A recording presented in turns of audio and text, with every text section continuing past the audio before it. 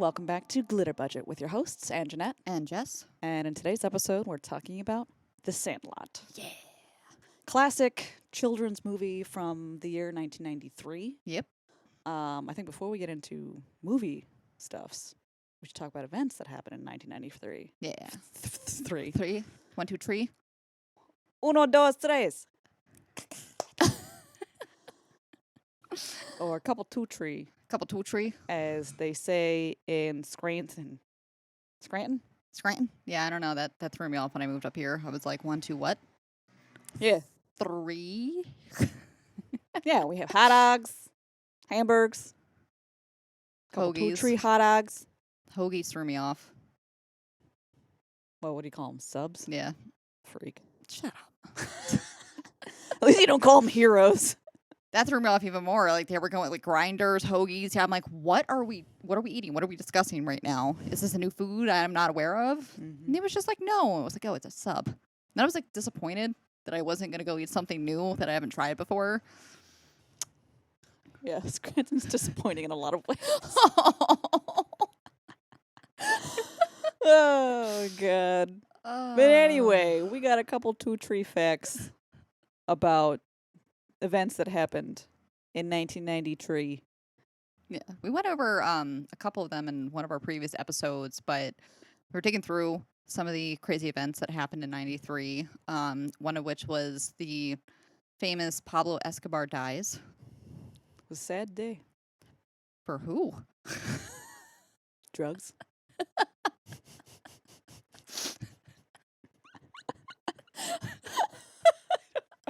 Like that was a good day for a lot of people, but all right. Yes, but the drugs were sad. Probably. I don't know. They're doing just fine right now. Yeah. Canada elected their first female prime minister. Yeah, she didn't last long. She didn't last long, but She was still first the first. female prime minister, so yay women! yes. Break that glass ceiling. And was it IB Productions? Better now. Doom was released in '93. Doom. I'm gonna sing the Doom song now.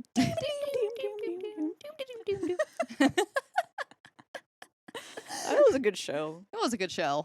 Girl was the best. It was so cute. It was. Oh. Anywho, so we'll probably have other movies that were from the year 93, and we're going Yes. to come up with even more events. But, yeah. First female prime minister, Doom, and drug Pablo. kingpin. Yeah. Like the Go most, I bye-bye. feel like most infamous or famous. I mean, the man was insane. Yes. He basically controlled an entire country unofficially. I would. Oh. So I But- guess it's. I won't say it's a good thing that someone's dead, but That was a good thing. that was a good thing someone's dead. Anyway, back to the movie, The Sandlot. Yes. It's definitely like one of my favorites growing up, and rewatching it now, like it still warms my heart. I think, yeah, it still holds up. It is definitely because I wasn't sure if I had ever seen it before, and I was like, I'm pretty sure that I have. Like, I know enough from the movie to like piece everything together. And as I was rewatching it, I was like, no, I clearly have seen this the whole way through. It's just that I don't remember anything about the ending, though. That's the one thing that I was like, I don't remember this at all. Ah. But like, 'cause I had no idea that James Earl Jones was in the movie. But it's very heartwarming. All of the child actors, I think they did a really good job Oh, for yeah. being child actors. Like, you have child actors that were in things recently, like in a lot of like the Nickelodeon shows, Disney shows, all this kind of stuff, and mainstream movies, and you're like, wow, that's not good at all. Yeah. Like the young Anakin Skywalker Oh, from the God, Phantom Menace So bad. was not great, and the poor kid got bullied from all of the fucking Star Wars fans to the point where Yeah, he's just they're like harsh. he hates Star Wars with a burning passion. And to be honest, I don't blame him because he went through a lot of backlash for that, Yeah. and he was a kid, But I don't know how many other kids they thought weren't as good as he was. before we get into that though, because we're bad at this, it was directed by David Mickey Evans. Yes. It was also written by David Mickey Wait, Evans and Robert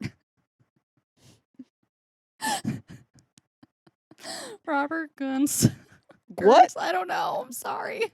Can't read my own handwriting. Robert Gunter. Thank you, Gunter. I was like, I knew that wasn't right. I appreciate you. And executive producer Mark Burke. Yes. And I think it was either both of them or it was David Mickey Evans who was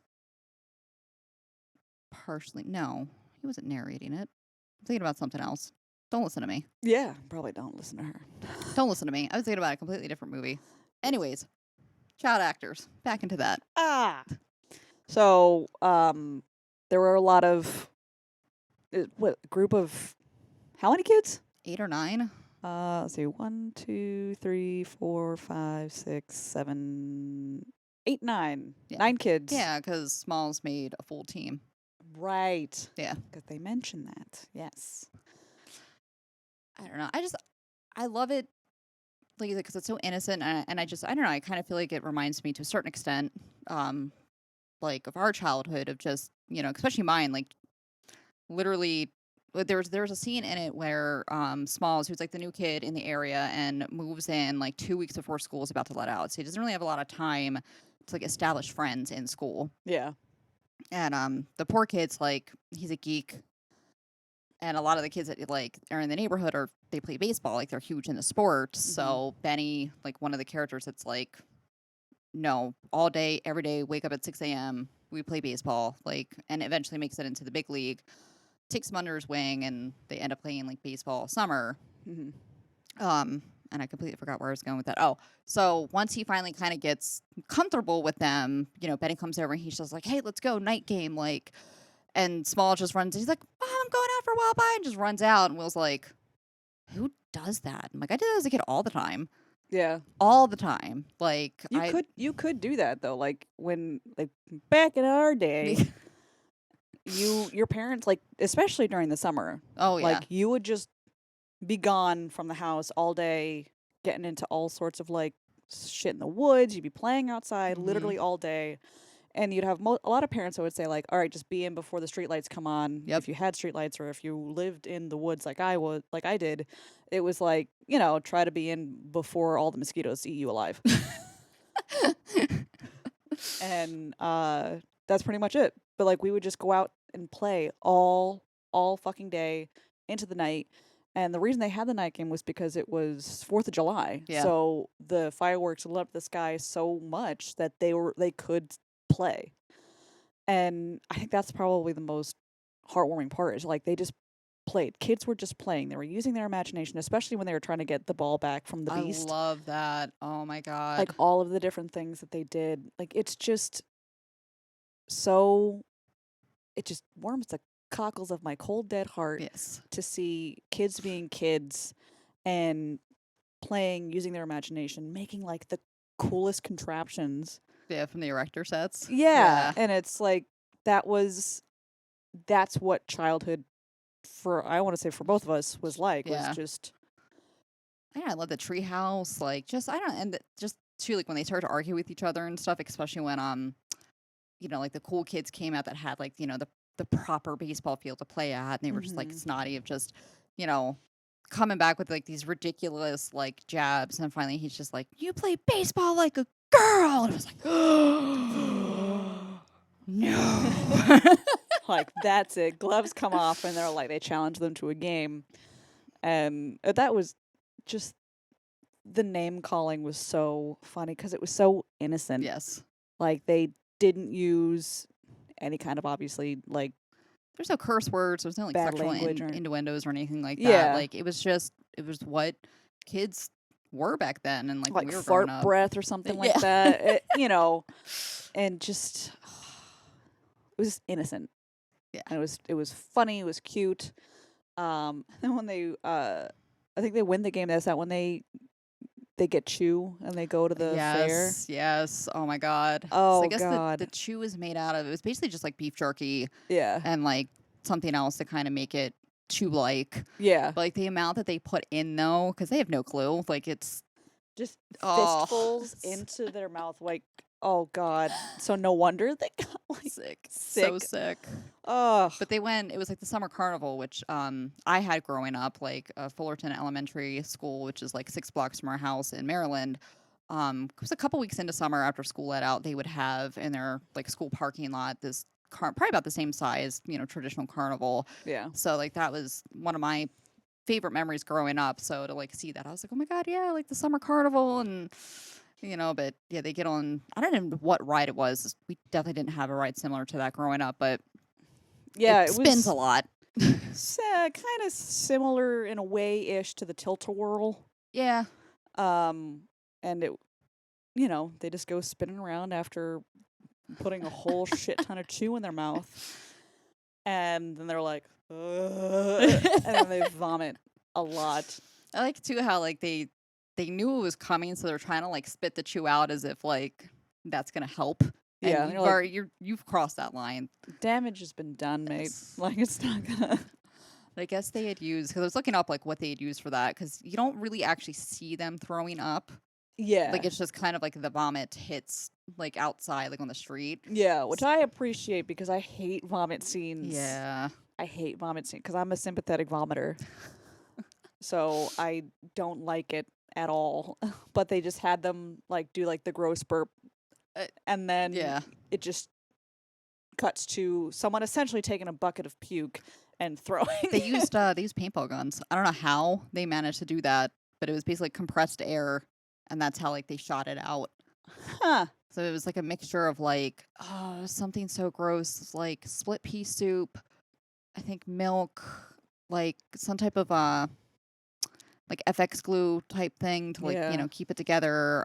Beans, I think, like yeah, like the just really nasty concoction that they successfully made it look like vomit. But I guess they said like when they were shooting it out, like there was actually like people that were in the movie passing by that accidentally got hit like on their feet and stuff. They're like, sorry. Movie magic. Like you could say that you were part of this movie now. Yeah, the first three rows will get vomit on them. Just give a warning like SeaWorld. Oh. But I love that though. And then I guess like when they brought the kids in to film, they had brought in the actors who played Benny and Smalls, who were Tom Geary and Mike Vitar. thank you. They brought them in weeks before the rest of the cast to like rehearse together, run lines together, so they actually had more of a bond. Yeah, like their chemistry was real, and it like, and you could tell like when you watch it, you're like, it really does seem like they genuinely enjoyed each other's company. It seemed like all the kids got along, which I think at that age, kids will just be kids. They're gonna play with whoever wants to play with them. Yeah. And you have the scene in the beginning where it's like Smalls can't play, he can't catch, he can't throw, and they're all making fun of him. Runs over to hand on the ball because he knows he can't throw. Like, So sorry, sorry, just take it. yeah. And it's just like that's me Oh, as a sports person. I can't do these things, so I'll just be like, I'm sorry. But and then they see the leader of their group, take him in, show him the ropes, and they're like, yeah, no, he's cool. He's cool. yeah. I think it was when he was just like, listen, like just put your glove up. I'll do the rest. Like you're gonna catch this ball. Yeah. And after that, they were like, I knew it the whole time. He could play. Yeah. It's fine. Whatever. But no. So I thought that was really smart. On Mr. Evans, like directing skills of listen, like they're kids, so. Mm-hmm. Like you said, they're going to be a little bit more work and a little bit more coaching than adults. So I thought that was really smart of him to bring them in. But they only filmed it in like 40 some days, like 42 days. Yeah. Yeah. So it's pretty quick, but they were like, the kids actually went swimming. Like they had fun filming it for the summer. Yeah. And I guess that was the same year they were filming Basic Instinct came out. Oh, Jesus. So I guess they all snuck out to go watch it. These randy little children. Right. But that was, oh God, Wendy Peppercorn. That was my favorite an iconic scene, and I think it's so you can't get away with shit like that now. You can't. No. But it was a sign of the times. But it was like innocent, kind of like It was I can't really innocent say it's fun, innocent and they were now, like, but I mean, they were especially. It was Squints. Squints. He was, oh my god, like preteens, Yeah, like maybe 13 at the most, he was a maybe. child. Yeah. So, but it was, but like the movie too was released in '93, but it was set in the '60s. Yeah. So, but that was my like one of my favorite scenes. That and the flashback scene. Oh, yeah. But I guess like before they did that scene, like the only thing they instructed him to do, they were like, keep your tongue in your mouth. Oh my god. But like they picked the perfect kid though to do that because his smile. Yeah. Oh my He's god. like, yeah, little shit-eating grin. You're like, oh, you little bitch. I guess like so Wendy Peppercorn. Peppercorn is, like probably older teens, like probably 17, 16, 17. She's the lifeguard, but he's just like so infatuated with her. They all were. But particularly him. Yeah. Like would just stop mid-sentence, like walk into a light pole, like infatuated with her. Mm-hmm. So they all go to the pool that summer because I guess it was too hot to play. And Benny would have played anyway, and they're like, listen, I'm dying. Like, can we just go to the pool? Like, it's way too hot. Which, funny enough, when they filmed it that day, it was actually overcast and like 53. So if you watch it, it's when he's shaking in the water, and that's like it wasn't on purpose. Like, it was just that cold. Mm-hmm. So, but I guess he, he's there. She's putting her suntan lotion. She's oiling and lotioning and oiling. I can't take it anymore. Yeah, and he just that's his his crazy rant as he's going up to the diving board to go essentially drown himself, so that he has to get rescued. So they're like, they're all his friends were like, "What is he doing? He can't swim."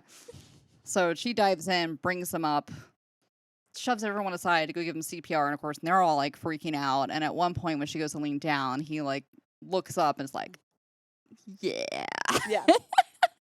And then she's giving him mouth to mouth, and then he just pulls her in for the kiss, and she's like, "You little pervert," and kicks him out of the pool. They kick them all out of the pool. Yeah.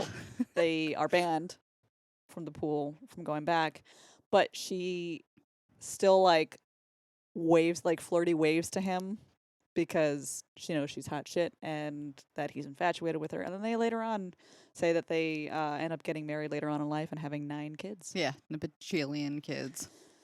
Yeah, little bunnies. Yeah, but I don't know why. That was just like one of my favorite scenes, just of his whole like shitting grin. Even after when they all get kicked out for life, he's just like, I think he was saying, he was like, Squinty walked a little taller that day. Mm-hmm.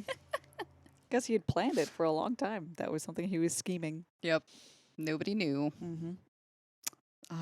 So good. But I like that, and I liked I guess was it the Chucks and PF Flyers? Like Chucks obviously were still made like during that time, but PF Flyers kind of weren't. They were mainly like in the 60s, 70s, and I guess even like Will's dad was saying like he had a pair of PF Flyers, like they were like the shit back then. So because of the movie, they actually released them for a short time. Nice. Which I thought was pretty cool.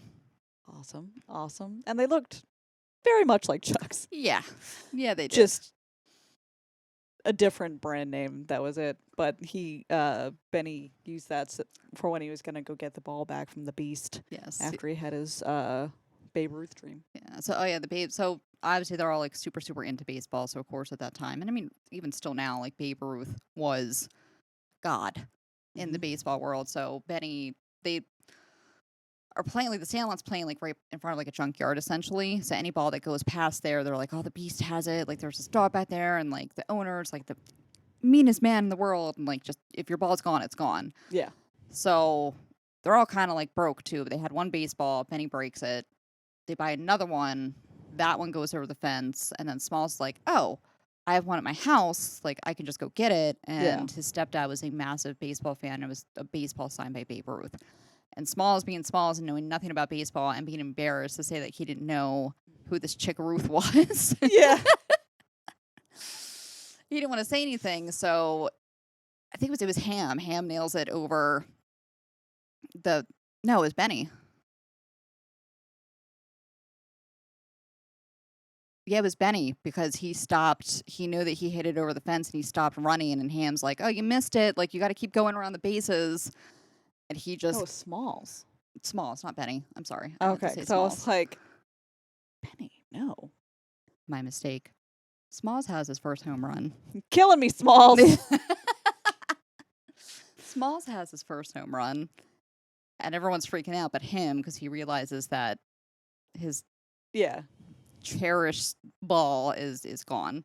Yeah. The Beast now has it, and that leads them to Yeah, but he's not freaking out because he knows that Babe Ruth signed it. He's freaking out because his stepdad is going to kill him. Yeah. For taking something that was his. right. And then they all, like, they don't understand why he's freaking out until they realize that, what was it, the Sultan of Swing? Yeah. Um, Great Bambino. Yeah. They realize that that was Babe Ruth that did it. So that's when they, come up with all these ideas to try to get the ball back from the Beast. Yes. And Was it they tried the erector set? They tried was it getting together like 3 vacuum cleaners and putting the hood to suck it up? They like Mission Impossible. Who is it? Squints? No, it was yeah. Oh yeah, okay. It was, Yeah. yeah. Oh, yeah. Which they had and each time they were so close. And then, the Beast, which was one of the worst animatronic dogs ever. I think it made it so funny. Oh yeah, it made it so much better, but it was so bad. Just somehow would foil their plan each time, and the erector set that they drove in there somehow it gets crunched up and then thrown back over the fence. Yeah. So one night, Benny has a dream. Babe Ruth comes in and it's just I hear a ball I signed is making all this ruckus. What's going on? Mhm. So it tells him basically you're either gonna do it or you're not. You're either just gonna go over there and get it, or you're not, and no one's gonna remember you. And as he's leaving, Babe Ruth asked for a baseball card, and it was Hank. No, I suck at this, and I'm sorry. Yes, it was Hank Aaron's baseball card. It's at the very bottom. Yes. It was Hank Aaron's baseball card, and I'm not neither one of us are huge into baseball, but they slipped that in there because he eventually goes on to break Babe Ruth's record. Yeah. So, but he's a Babe Ruth doesn't know why. He's I don't know why, but I really, can I just have this? I don't know why, but I feel I need to take it. And Yeah. I thought that was pretty clever. Yeah. That was cute. So, yeah. Cute.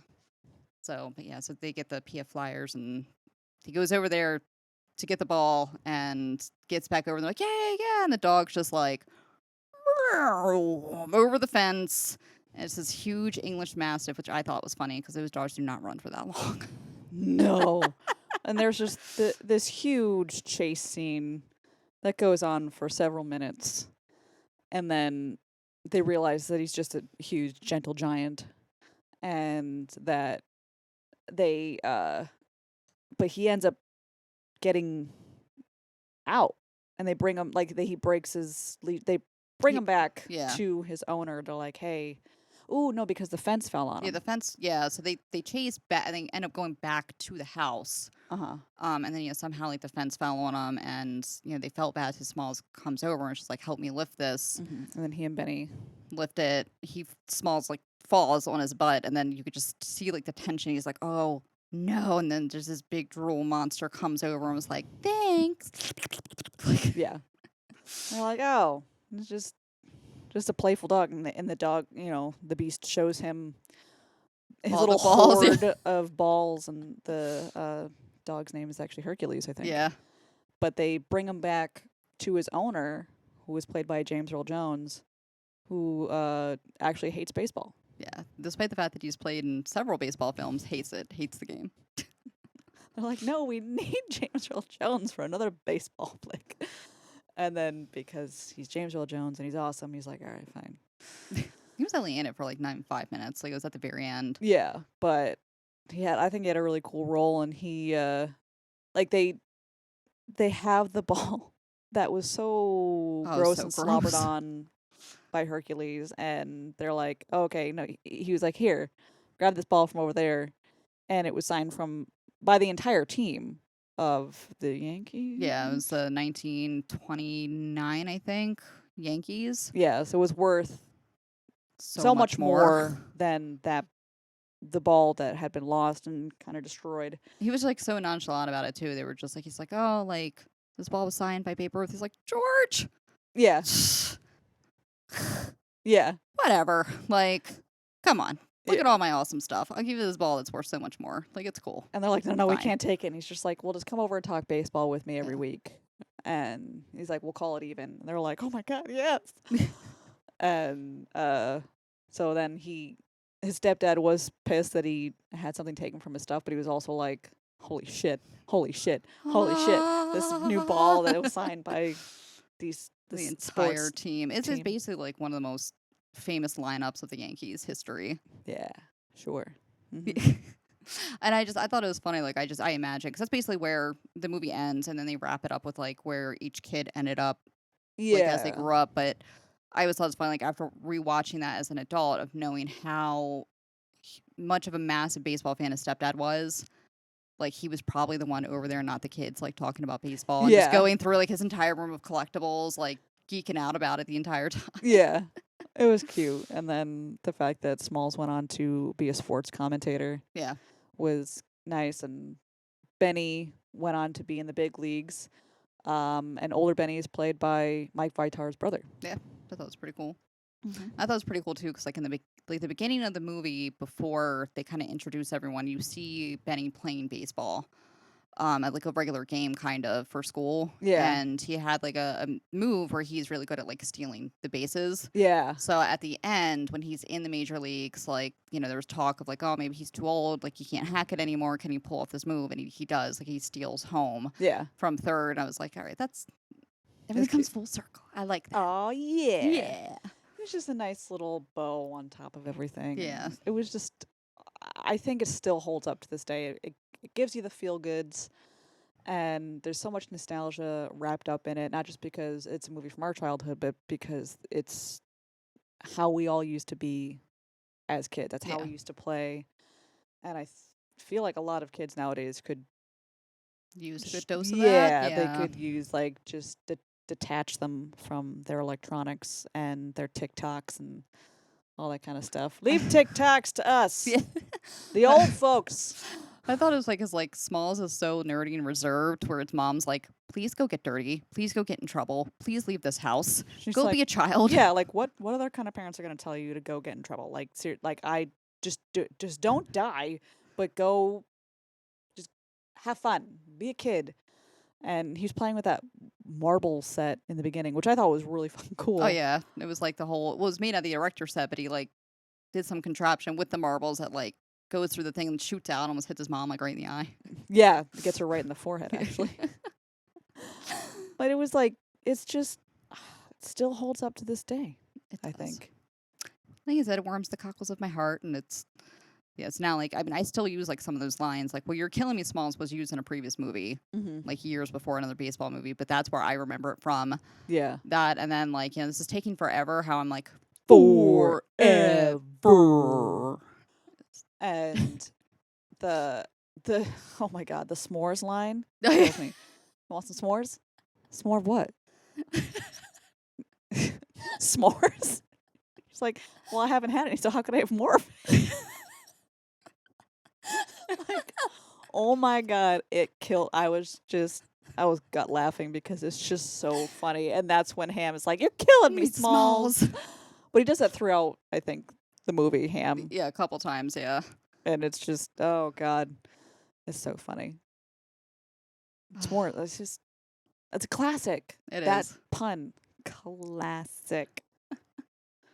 But if you have not seen it, which, that's ridiculous, watch it.